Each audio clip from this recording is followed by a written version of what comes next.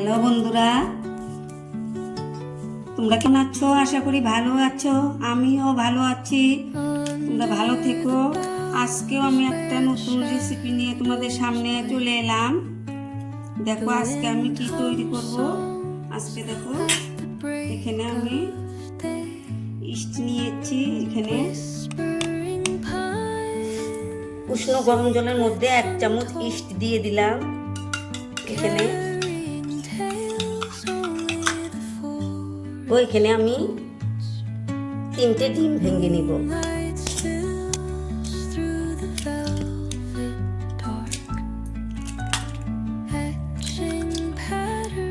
এখানে দেখো আমি 3টে ডিম ভেঙে নিলাম।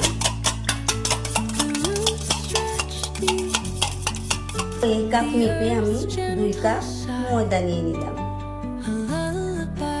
2 কাপ ময়দা দিয়ে দিলাম। 1 চামচ লবণ দিয়ে দিলাম। দেখো এখানে আমি 4 চামচ তেল দিয়ে দিব। সাদা তেল দিয়ে দিলাম। দেখো এটা আমি এখন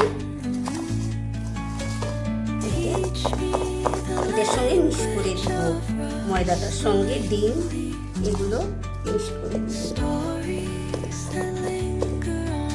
দেখো এখানে আমি 200 গ্রাম চিনির গুঁড়ো পাউডারটা দিয়ে দিলাম। কুসুম গরম এই ইস্টের জলটা আমি এখানে দিয়ে দিব।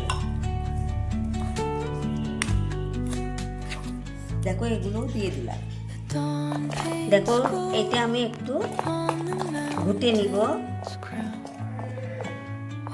ব্যাটারটা এরকম হয়েছে। এটা আমি 20 মিনিট রেস্টে রাখবো, ঢেকে রাখি। দেখো আমার 20 মিনিট হয়ে গেছে, ঢেকে রেখেছি।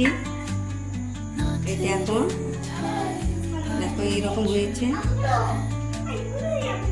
কড়াতে তেল দিয়েছি, গরম হয়েছে। একটু হাতে তেল মাখিয়ে নিলাম।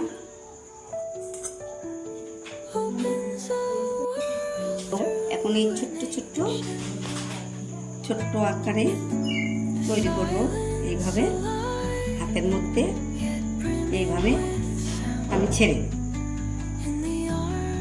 হালকা গরমে, তেলটা হালকা গরম হয়েছে।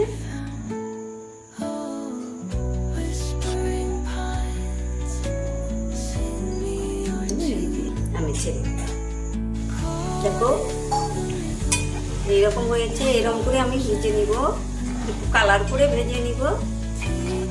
হয়ে গেছে, আমি এখন উঠিয়ে নিলাম। তো এইভাবে ঝটপট করে আত্মীয় স্বজন এলে ঝটপট করেই তোমরা এইভাবে একটা রেসিপি তৈরি করে আত্মীয় স্বজনকে দিতে পারবে। সঙ্গে খেতে বেশ ভালোই লাগবে।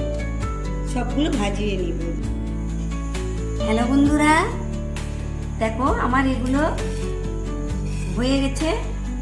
আজকে দেখো বিকালে বায়না আসছে, পরিবার ফ্যামিলির সদস্যগুলার বায়না আসছে।